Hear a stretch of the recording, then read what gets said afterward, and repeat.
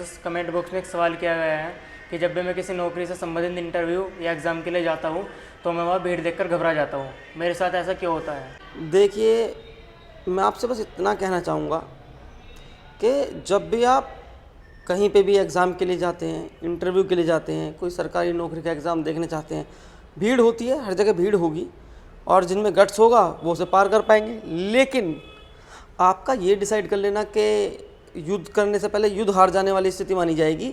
आपका ये डिसाइड करना कि इतने सारे लोगों को देख के कि मेरा नंबर आएगा या नहीं आएगा, मैं यहाँ कुछ कर पाऊँगा या नहीं कर पाऊँगा।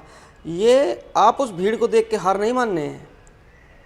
ये जो आप हार मान रहे हैं, ये आपके अंदर का जो भय है, ये उन लोगों से है जो जब आप इस एग्ज़ाम को देने के बाद अगर इस एग्ज़ाम में आपका नंबर नहीं आया, जब आपका दिमाग ये सोचता है तो वे लोग क्या कहेंगे। वे लोग में बहुत सारे लोगों को आपसे उम्मीदें होंगी, कुछ उम्मीद करते होंगे तो कुछ आपको समझते होंगे, लेकिन कुछ लोग आपकी ज़िंदगी में ऐसे होंगे जो आपको हंसी का पात्र बनाएंगे उस वजह से। तो उस हंसी का पात्र ना बनने के चक्कर में आप ये सोचते हैं कि मेरा ऐसी एग्ज़ाम में नंबर आ जाए।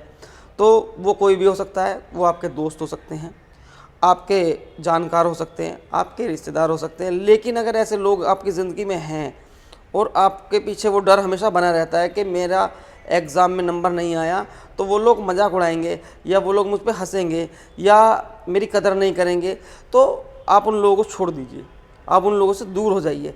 इसलिए नहीं कि वो आपका मजाक बनाएंगे, नहीं, क्योंकि उस बात की वजह से या उन लोगों की वजह से आपका कॉन्फिडेंस डाउन हो रहा है। क्योंकि भीड़ देख के आप नहीं डर रहे, डर तो आप भीड़ के बाद हारने वाले रिजल्ट के अंजाम से आप डर रहे हैं। तो मैं आपसे यही कहना चाहूँगा कि आप भीड़ से मत डरिए।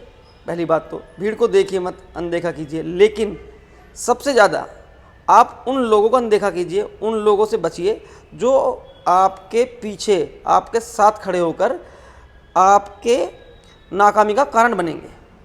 और इसमें एक बात बहुत ज़रूरी है, ज़रूरी नहीं है कि वो आप एग्ज़ाम अगर क्वालिफाई नहीं कर पाते या करते तो आप ज़िंदगी में फ़ेल हो जाते हैं। ऐसा नहीं है, हर आदमी फुटबॉल का खिलाड़ी बने या क्रिकेट का खिलाड़ी बने या किसी भी एक ही चीज़ का खिलाड़ी बने। हर किसी की ज़िंदगी अलग है, हर किसी का ताकत अलग है, दिमाग की ताकत अलग है, सोचने की शक्ति अलग है, सहन शक्ति अलग है। तो कोई फुटबॉल का खिलाड़ी बनता है, कोई क्रिकेट का प्लेयर बनता है, कोई चेस का प्लेयर बनता है। अब चेस के प्लेयर को हम अगर रनिंग के या क्रिकेट में खिलाएंगे तो हार ही जाएगा ओबेसली। तो ऐसा हो सकता है ये एग्ज़ाम पास नहीं हुआ, दूसरा एग्ज़ाम पास हो जाएगा, आप किसी और चीज़ में तेज़ हो सकते हैं।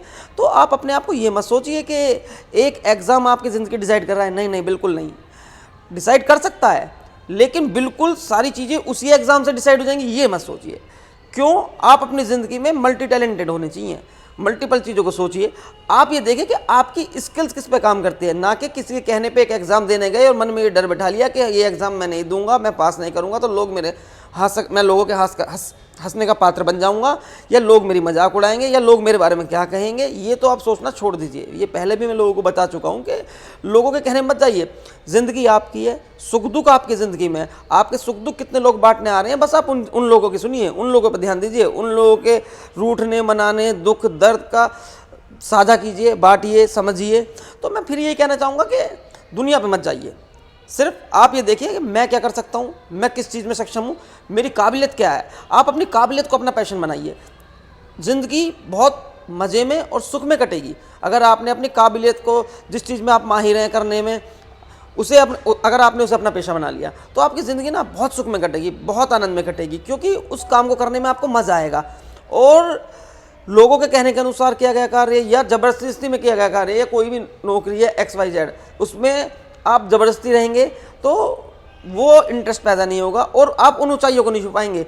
अपने मन वाले काम में, जिसमें आपका मन बसता है, उस काम में आप उन ऊंचाइयों को छू पाएंगे जिनमें कोई नहीं छू पाया। चाहे वो काम छोटा बड़ा ये लोग सोचते हैं, लेकिन वो कोई भी काम हो, लेकिन हर काम को आप निचले स्तर से स्टार्ट करके बहुत ऊंचे लेवल तक ले जा सकते हैं। लेकिन बस वो आपके मन का होना चाहिए, आपकी पसंद का होना चाहिए, उसमें आपका दिल लगना चाहिए। तो स्वाभाविक तौर पे मैं यही कहना चाहूँगा कि आप अपने आप को, अपने मन को समझिए। सबसे पहले अपने मन को पढ़िए, दुनिया पे मत जाइए। आपका मन क्या कहता है, आपका मन क्या करना चाहता है। अगर आपका मन जो करना चाहता है, एक बार ज़िंदगी में जोर लगा के कर दीजिए, करने की कोशिश कीजिए। ज़िंदगी में 10-20 साल बाद आपको ये पछतावा न रहे, काश मैं उस टाइम पे ये काम कर लेता अपनी पसंद का। काश शब्द कभी ज़िंदगी में नहीं आना चाहिए।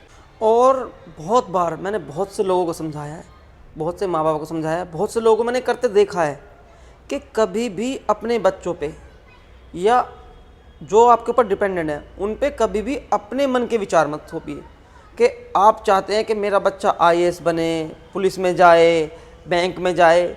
एक बार उनकी पूछिए या उनके मन की देखिए कि वो क्या करना चाहते हैं, वो उनकी रुचि किस चीज़ में है, और उन्हें उस चीज़ में सपोर्ट कीजिए। और मैं ये पर्सनली कहना चाहूँगा कि कोई भी एग्ज़ाम और कोई भी इंटरव्यू या किसी भी प्रकार की चुनौती में हारना हमारी ज़िंदगी तय नहीं कर सकता। हमारी ज़िंदगी हम खुद तय करेंगे या खुद तय करनी चाहिए। मैं सबसे ये कहूँगा, क्यों, ये बहुत बड़ा सवाल है, इसका बहुत बड़ा जवाब है। इसलिए कि पता नहीं आप किस चीज़ के लिए बने। तो एक अगर इंटरव्यू आप देने गए और उसमें आप फेल हो गए, या एक एग्ज़ाम आपने दिया और उसमें आपका नंबर नहीं आया, तो आप ये मत सोचिए कि आप फेल हो गए। नहीं, ज़िंदगी में उन लोगों को ही ज़्यादा तरक्की मिलती है जो बार बार गिर चुके होते हैं, क्योंकि सबसे बड़ी नॉलेज एक्सपीरियंस से आती है, और एक्सपीरियंस घर बैठे नहीं आता।